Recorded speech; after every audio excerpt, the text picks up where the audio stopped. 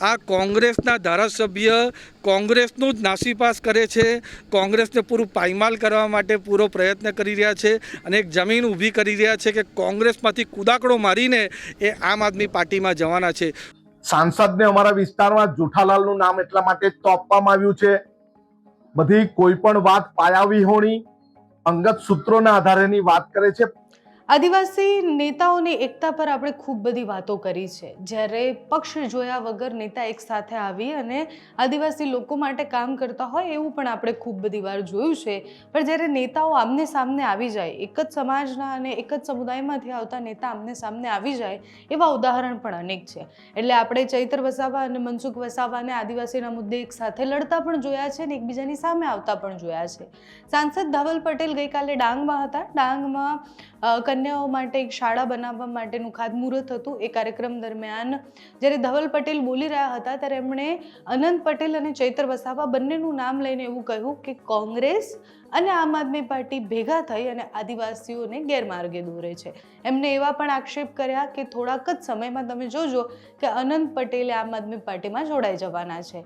અનંત પટેલ એ છેલ્લા કેટલાય સમયથી વાસદાના ધારાસભ્ય છે અને આદિવાસીના મુદ્દાઓ ઉપર લડતા આપણને અનેક વાર દેખાયા છે। ઘણી બધી વાર ચૈતર વસાવા અને અનંત પટેલ એક સાથે આવી અને મુદ્દા ઉપર લડતા હોય, એટલે એ યુવાનોના મુદ્દા હોય કે પછી આદિવાસીઓના બીજા મુદ્દા હોય, બિરસા મુંડા જયંતિ હોય ત્યારે એક સાથે આવી અને એક મંચ પરથી આદિવાસી માટે બોલતા હોય, એ દ્રશ્ય જોયા પછી બધાને એવું લાગે કે કાં તો અનંતભાઈ આમ આદમી પાર્ટીમાં આવશે કાં તો ચૈતરભાઈ કોંગ્રેસમાં જતા રહેશે। પણ બંનેએ પોતાનો પક્ષ એકદમ ક્લિયર બહુ જ પહેલાંથી કીધેલો છે। અનંત પટેલે એવું કહ્યું છે કે હું આમ આદમી પાર્ટીમાં ક્યારેય નથી જોડાવાનો અને ચૈતર વસાવાએ પણ એવું કહ્યું છે કે હું કોંગ્રેસમાં ક્યારેય નહીં જોડાઉં। એમ પણ રાજનીતિ એ સંભાવનાઓનો ખેલ હોય છે। નેતા અત્યારે એવું કહે કે અમે નથી જોડાવાના અને પછી જોડાઈ જાય, એવા બહુ જ બધા ઉદાહરણ આપણી પાસે છે।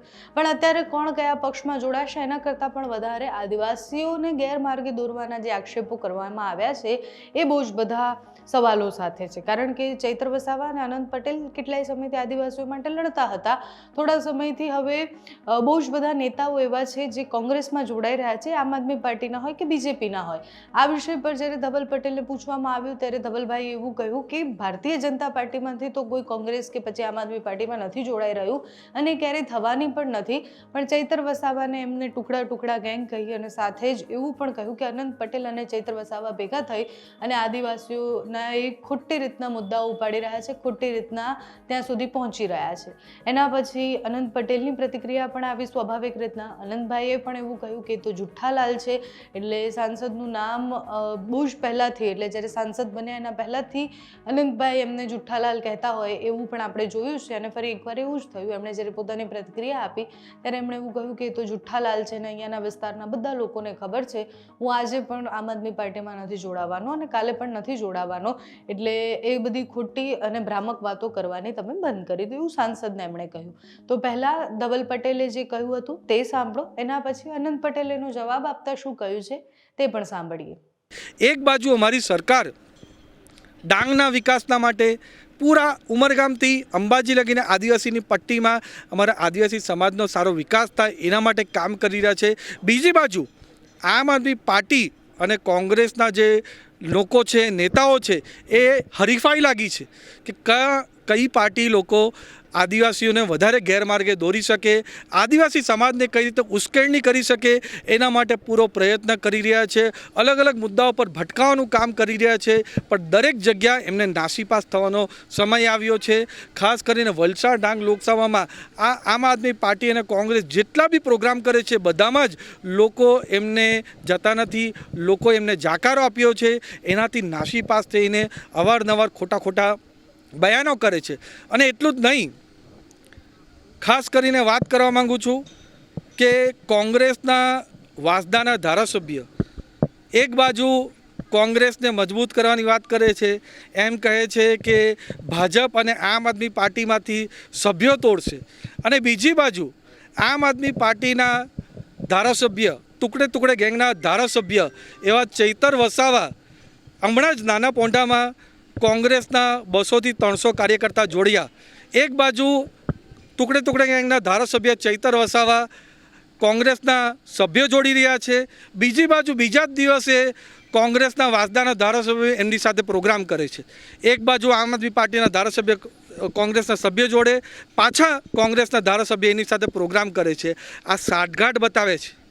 આ કોંગ્રેસના ધારાસભ્ય કોંગ્રેસનું જ નાસીપાસ કરે છે, કોંગ્રેસને પૂરું પાયમાલ કરવા માટે પૂરો પ્રયત્ન કરી રહ્યા છે અને એક જમીન ઊભી કરી રહ્યા છે કે કોંગ્રેસમાંથી કૂદાકડો મારીને એ આમ આદમી પાર્ટીમાં જવાના છે. તો જ તમે વિચારો કે કોઈ પાર્ટી એમના પક્ષના સભ્યો તોડી રહ્યા છે અને એ જ ધારાસભ્ય સાથે બીજા દિવસે એક પ્રોગ્રામ કરતા હોય.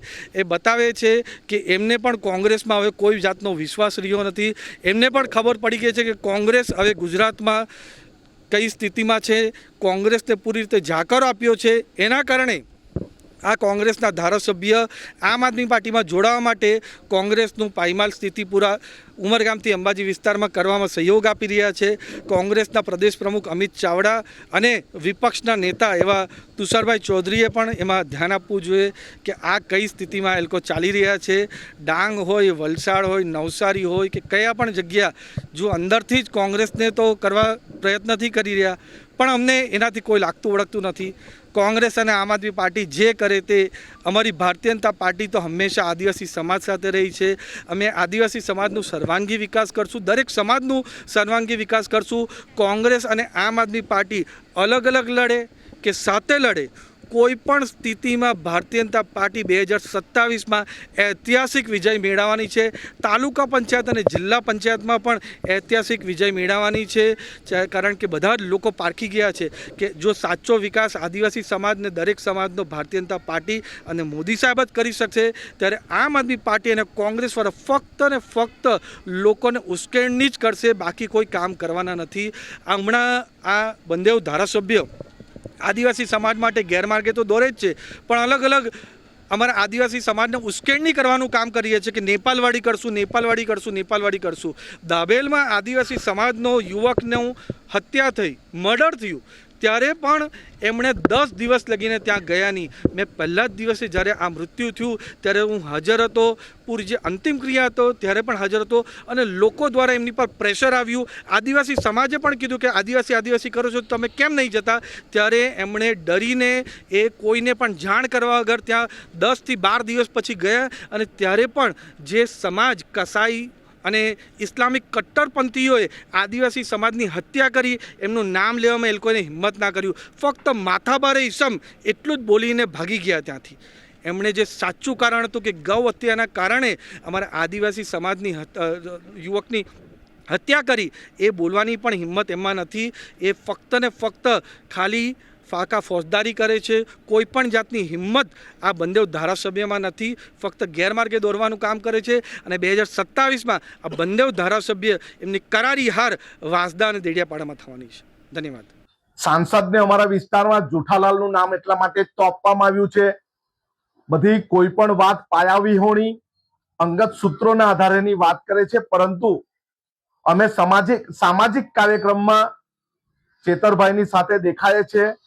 એવી જ રીતે જ્યારે બિરસા મુંડાજીની પ્રતિમા વાંસદાના હનુમાનબારી ખાતે સ્થાપનાનો દિવસ હતો, તે દિવસે અમારી જોડે ધવલ પટેલ, અરવિંદ પટેલ, વિજય પટેલ અને નરેશ પટેલ પણ જોડાયા હતા.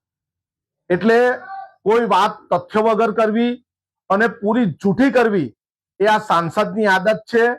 કોંગ્રેસ સાથે છે, કોંગ્રેસ સાથે રહેવાના છે, છેલ્લા શ્વાસ સુધી અમે કોંગ્રેસની સાથે જ છે.